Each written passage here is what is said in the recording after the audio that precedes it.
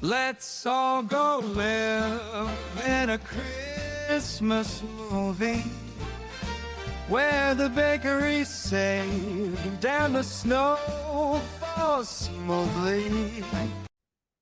Hey, it's Heather and Darius back again with another episode of 12 Days of Ugly Sweaters and Christmas Movie Tropes. And can I just say, we are reviewing Three Wisest Men today from Hallmark's 2025 Christmas movie season. Wow. Foibles, shenanigans, and exploits. Oh my. All over the place, right?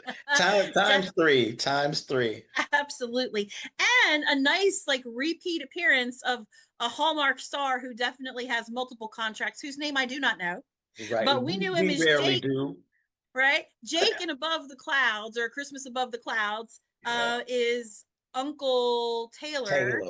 Hmm. in Three Wisest Men. And Yeah, apparently, this is the third installment in this franchise. it It's is. my first time experiencing Same them. here. Same Yeah, here. okay. All right. So, what did you think? Let me start with by addressing what you just said. Because I had not watched the previous ones, I could tell that I was missing some things that familiar viewers would have known. So just kind of almost from the beginning, I felt a little bit like I need some backstory here. Um, it stood well on its own, but I knew that I was missing something. But even with that said, it was really good. I really enjoyed it. The mother, I loved how the mother was. She, especially there near the end, she was a mother. She did what you would expect a mother to do. Like, okay, I've observed enough. Now let me go ahead and stand up for my children. That type of thing. And each brother definitely has his own personality, his own trials in the love life. And I felt like I could really connect and relate to each of them. I knew who Taylor was. I knew who Stefan was. I knew who Luke was.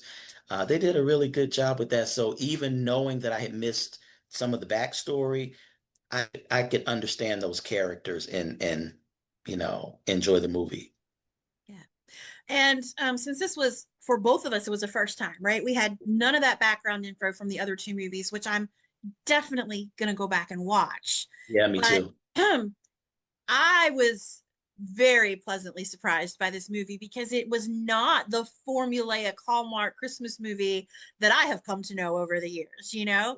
Yeah. I mean, I really think that the script, if you had A-list actors in that script, A-list comedy actors, I think that would have performed well at the box office, even.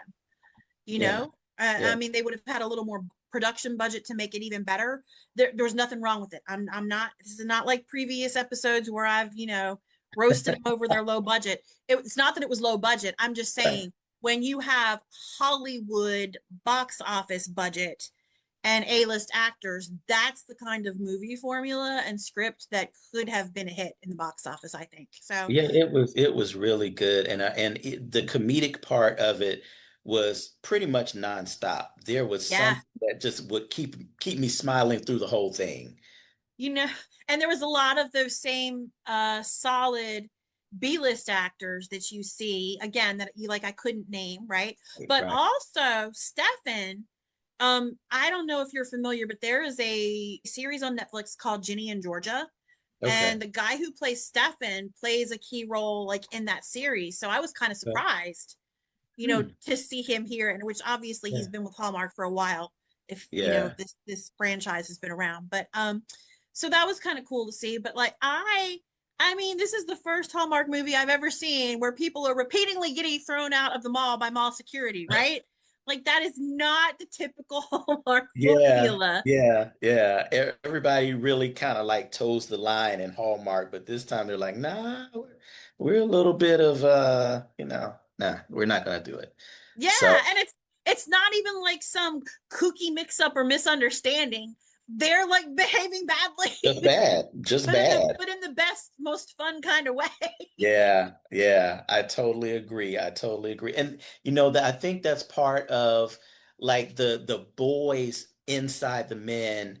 came out throughout the movie. Just to show they're really just grown-up boys. That's really all they are. And at times they are going to act like just grown-up boys, even standing in line to see Santa. I mean, just give them any opportunity, and the little boys are just going to come out of them. But listen, the bird, the bird. The bird was a great actor. I'll say that so as not to spoil anything for anybody. The bird was a great actor because I fell for it too. Yeah. I'm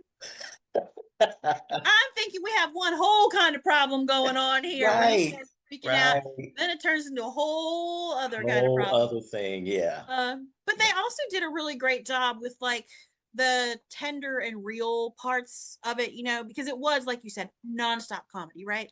Yeah. But when they're showing Thomas feeling like really unseen because mom's about to have twins Yeah. and dad's freaking out about, oh my gosh, we're going from 1 to 3 and I need to still be a good dad, and all of that.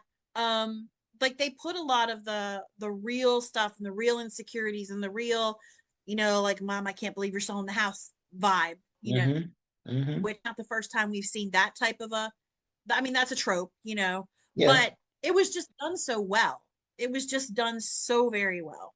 It was, and having been the third, and they even said this in the script, something about, the trilogy, makes perfection or something like that.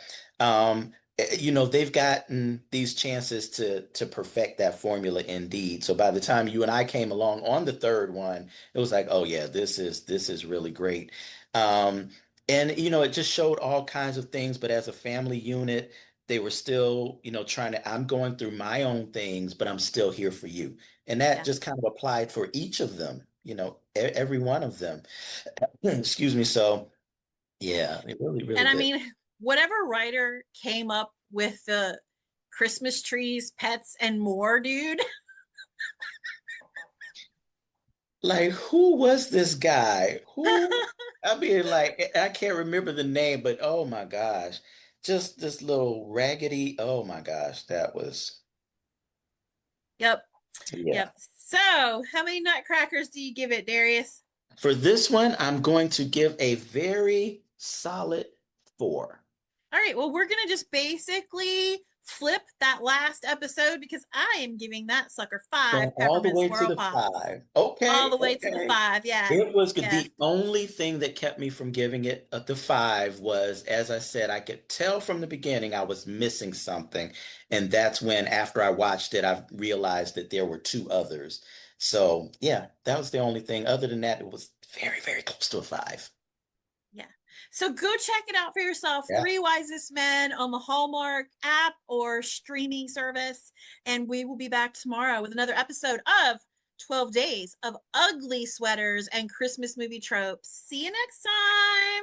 Let's all go live in a Christmas movie where the bakery's safe down the snow falls smoothly.